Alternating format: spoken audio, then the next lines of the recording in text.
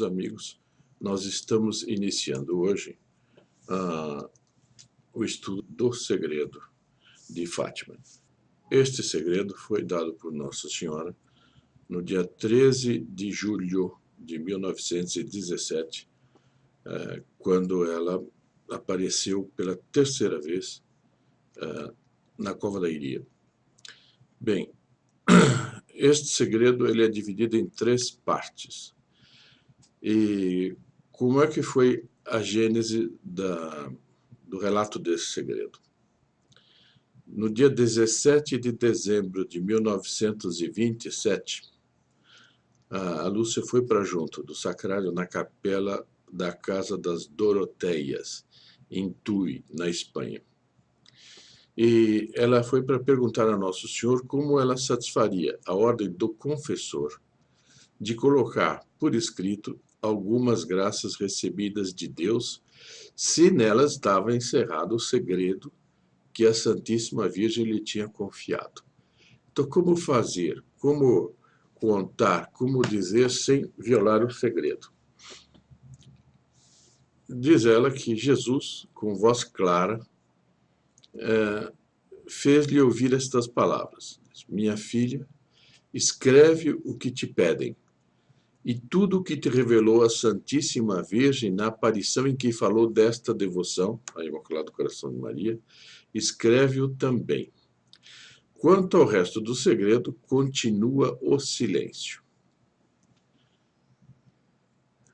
Mais tarde, em 41, veja bem, de 27 para 41, ela obteve uma licença do céu e revelou 2 das 3 partes do segredo de Fátima, que está ditado em julho. Então, são as palavras da irmã Lúcia. O segredo consta de 3 coisas distintas, 2 das quais eu vou revelar. A primeira foi, pois, a vista do inferno. Eu vou comentar aqui, depois vou relembrar certas coisas a propósito do inferno, que talvez muitas pessoas não tenham acesso e não tenham tido tempo ou maneira de tomar conhecimento. E eu farei isto aqui, comentando a visão do inferno. Então, diz ela, a irmã Lúcia, ao dizer estas últimas palavras, quer dizer, as últimas palavras que ela narra da aparição de Nossa Senhora, abriu de novo as mãos, como nos 2 meses anteriores. O reflexo de luz que expediam pareceu penetrar a terra, e vimos como que um grande mar de fogo, e mergulhados nesse fogo os demônios e as almas como se fossem brasas transparentes e negras ou bronzeadas, com forma humana, que flutuavam no incêndio, levadas pelas chamas que delas mesmas saíam, juntamente com nuvens de fumo, caindo para todos os lados. Semelhante ao cair das fagulhas nos grandes incêndios, sem peso nem equilíbrio, entre gritos e gemidos de dor e desespero, que horrorizavam e faziam estremecer de pavor. Os demônios distinguiam-se por formas horríveis e asquerosas de animais espantosos e desconhecidos, mas transparentes como meros carvões em brasa. A visão demorou apenas um momento, durante o qual Lúcia soltou um ai. Ela comenta que se não fosse a promessa de Nossa Senhora de os levar para o céu, os videntes teriam morrido de susto e pavor. Então vamos comentar um pouco isto. É uma visão assustadora, e é mesmo, e o inferno é assustador. Mas Nossa Senhora não vacilou em mostrá-las a 3 crianças, conforme nós vamos ver, 7, 9 e 10 anos tinha cada um deles. O inferno é uma realidade sobre a qual as pessoas evitam de pensar.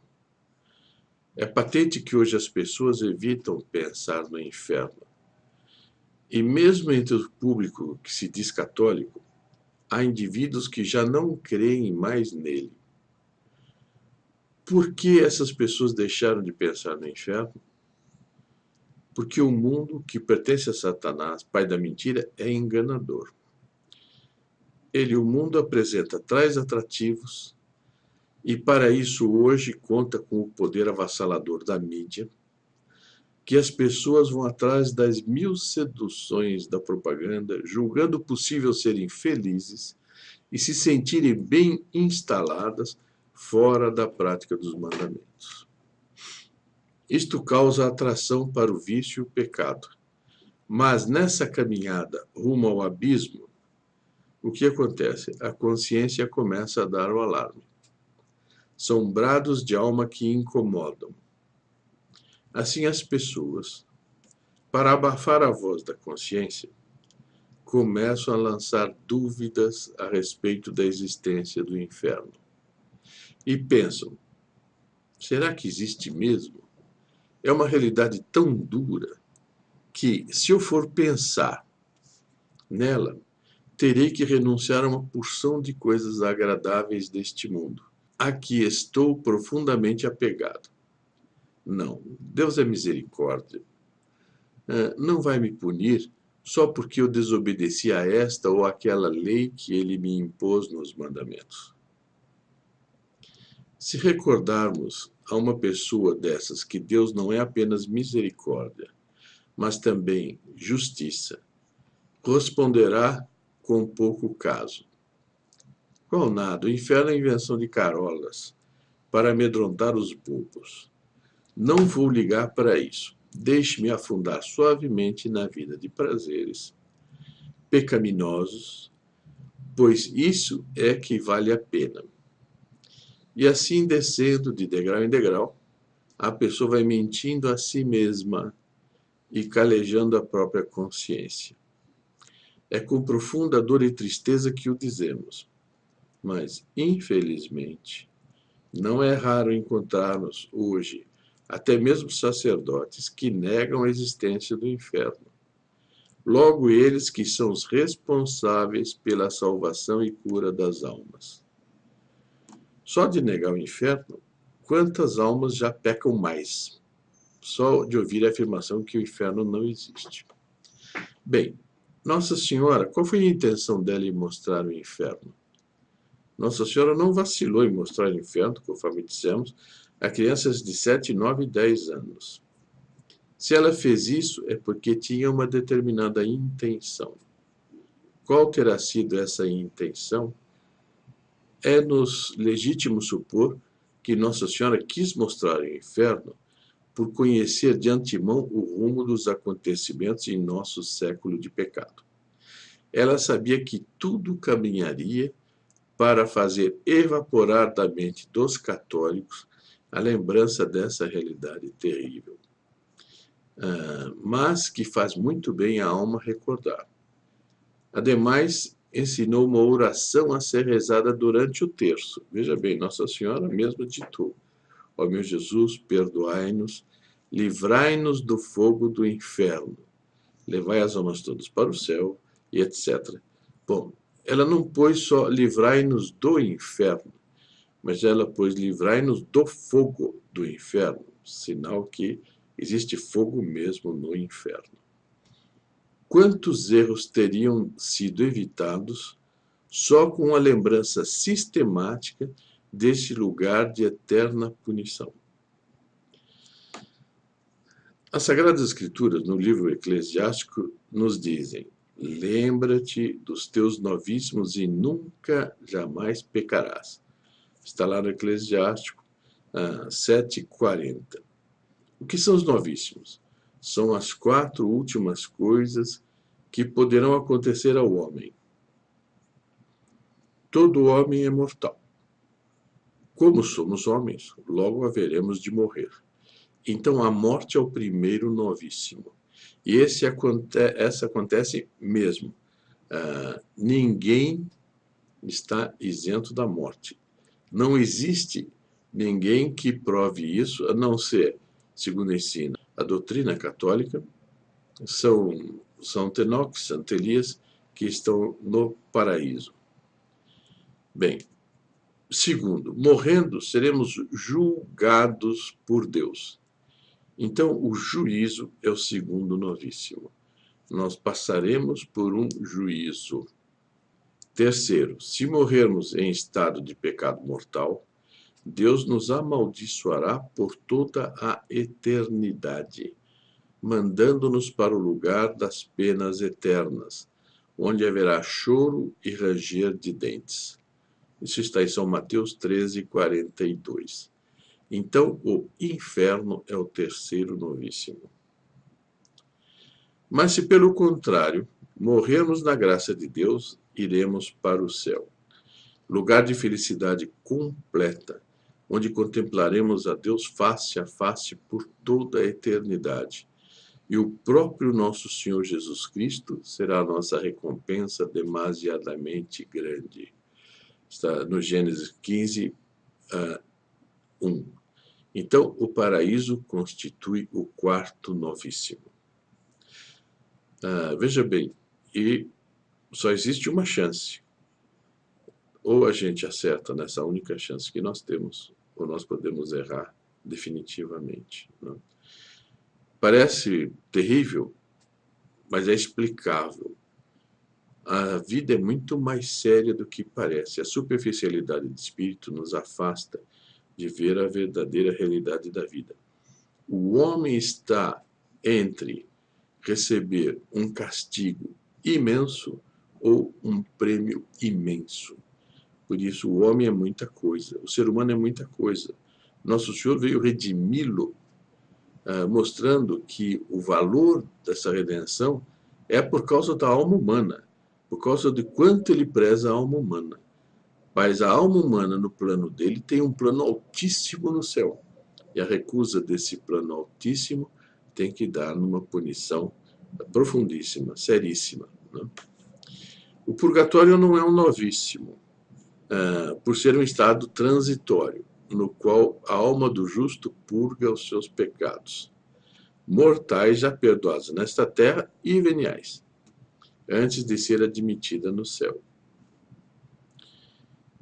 Dos 4 novíssimos, morte, juízo, inferno, paraíso, aquele que Nossa Senhora mais quis ressaltar foi o inferno. Por quê? Porque é especialmente benéfico para a alma humana pensar nesse lugar de tormento em que poderá cair se não andar bem. É o zelo maternal da mãe que adverte para impedir a queda do filho. Mostrar o inferno não é uma sessão de horror, mas um estímulo para a prática da virtude e do amor ao belo, ao bem e à verdade da criação de Deus, que são opostos à hediondez, à maldade e à mentira de Satanás e do lugar em que reina. O temor de Deus é o início da sabedoria, dizem as Sagradas Escrituras nos Provérbios 1:7. O homem que teme algo tem postas as condições psicológicas para evitá-lo. Se hoje tantas e tantas almas se desviam e se perdem, é porque de forma quase generalizada fez-se silêncio a respeito da hediondez do inferno.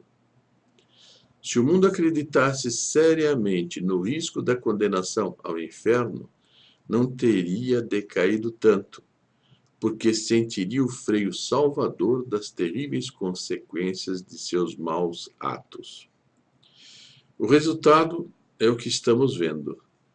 Toda uma geração que já não tem mais noção nem de bem nem de mal e se joga na depravação, nas drogas, na criminalidade e em toda a sorte de vícios e abominações. E o mais incrível ainda é que se continua a não pregar sobre o inferno. É tremendo, mas é isto.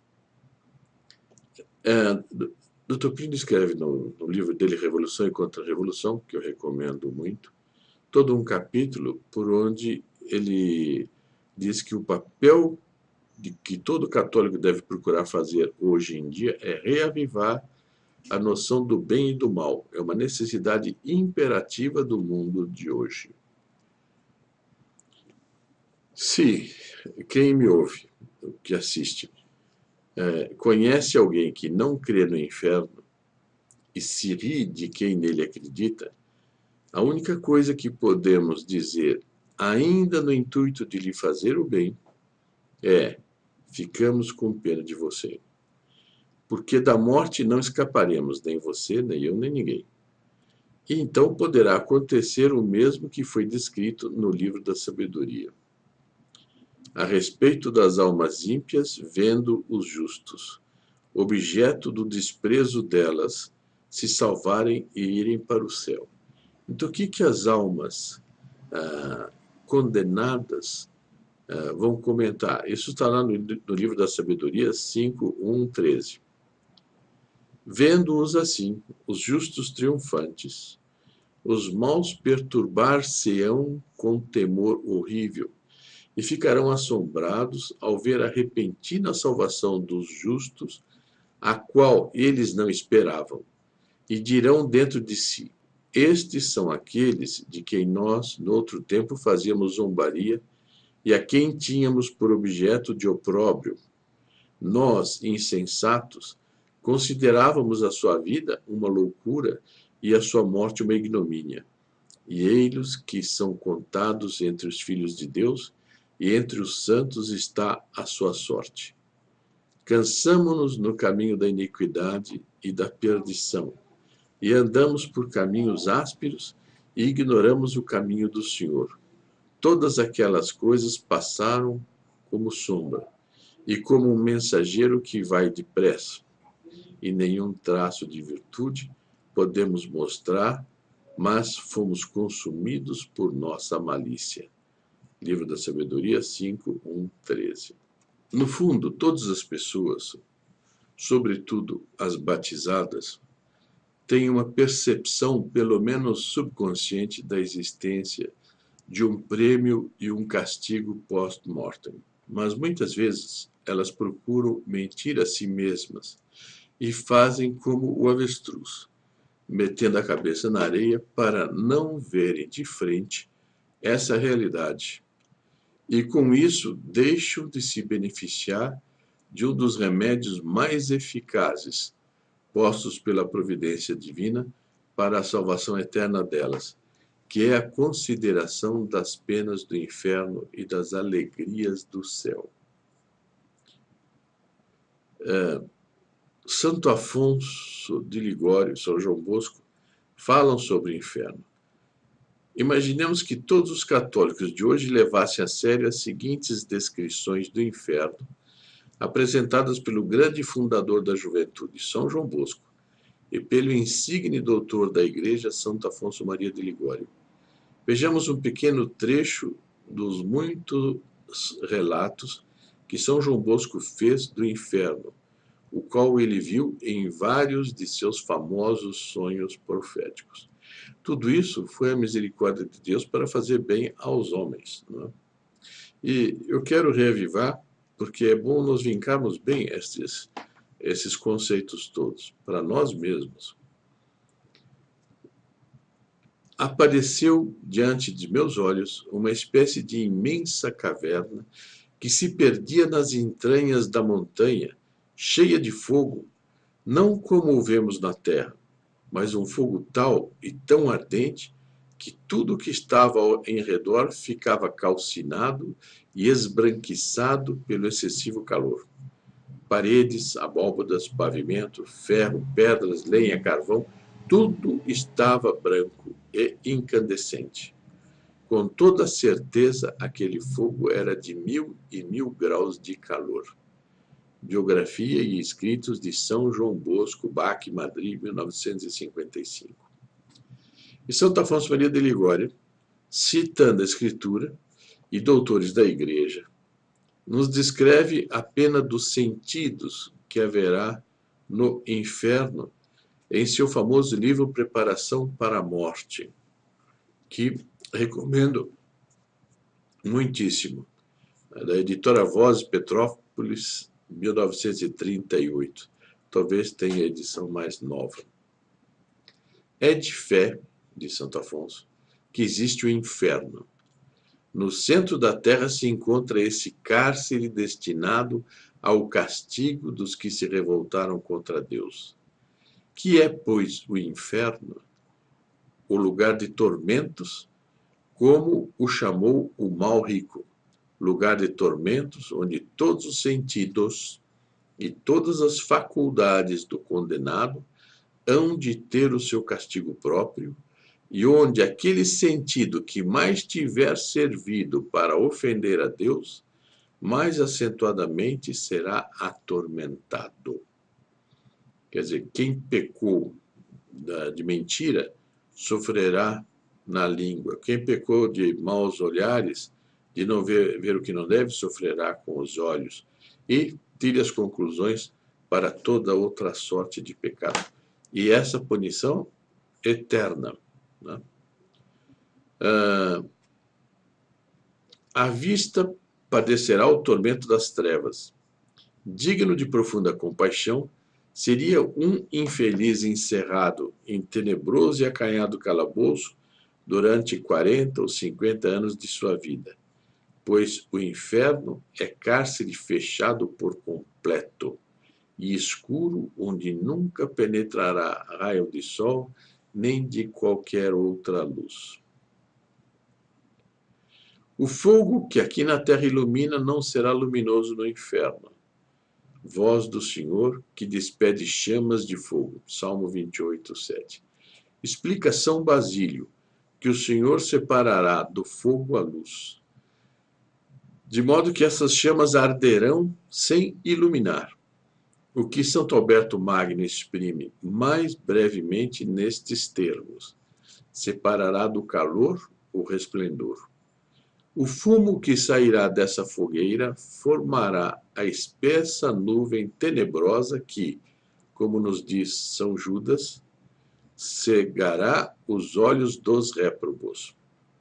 Haverá ali apenas a claridade precisa para aumentar os tormentos. Isso é de São Tomás. Uma sinistra claridade que permite ver a fealdade dos condenados e dos demônios, assim como o aspecto horrendo que estes tomarão para causarem mais horror.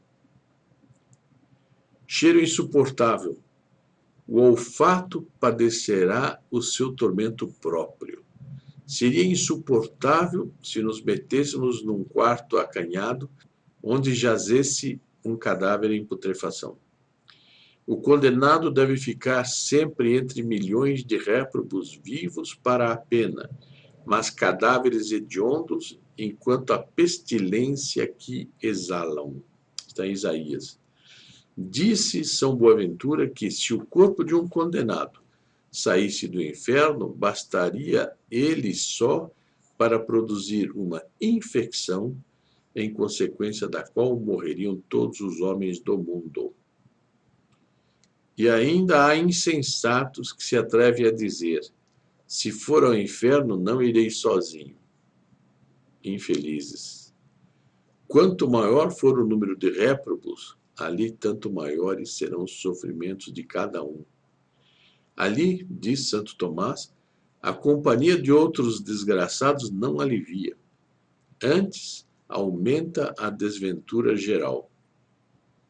Muito mais sofrerão, sem dúvida, pela fetidez asquerosa, pelos gritos daquela multidão desesperada e pelo aperto em que se acharão amontoados e comprimidos os réprobos, e assim mesmo padecerão o tormento da imobilidade. Da maneira como o condenado cair no inferno, assim há de permanecer imóvel, sem que lhe seja dado mudar de posição, nem mexer mão nem pé, enquanto Deus for Deus, quer dizer, sempre. O ouvido será atormentado com os contínuos gritos aflitivos daqueles pobres desesperados e pelo barulho horroroso que, sem cessar, os demônios provocam. A gula será castigada com a fome devoradora. Entretanto, não haverá ali nenhuma migalha de pão. O condenado sofrerá sede abrasadora, que não se apagaria com toda a água do mar, mas não se lhe dará uma só gota. Uma só gota d'água pedia o rico avarento, e não a obteve, nem a obterá jamais. Mais um pouco. A pena do sentido que mais atormenta os réprobos é o fogo do inferno. Tormento do tato. O Senhor mencionará especialmente no dia do juízo: apartai-vos de mim, malditos, para o fogo eterno. Mesmo neste mundo, o suplício do fogo é o mais terrível de todos. Entretanto, há tamanha diferença entre as chamas da terra e as do inferno, que, segundo afirma Santo Agostinho, em comparação daquelas, as nossas são como fogo pintado, ou como se fossem gelo, acrescenta São Vicente Ferrer.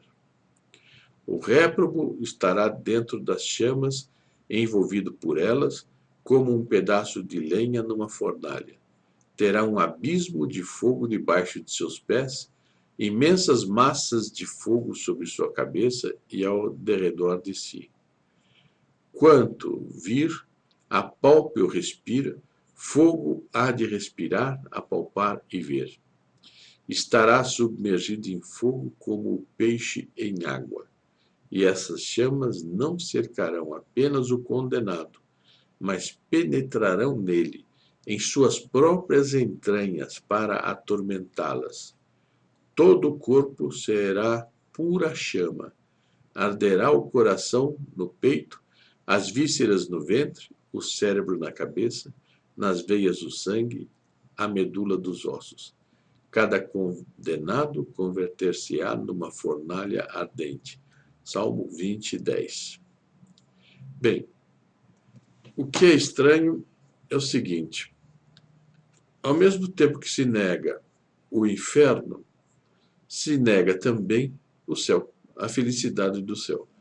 Quanto estímulo as pessoas sentiriam para praticar o bem se elas pensassem também, além do temor da condenação, no prêmio que as aguarda se elas forem boas.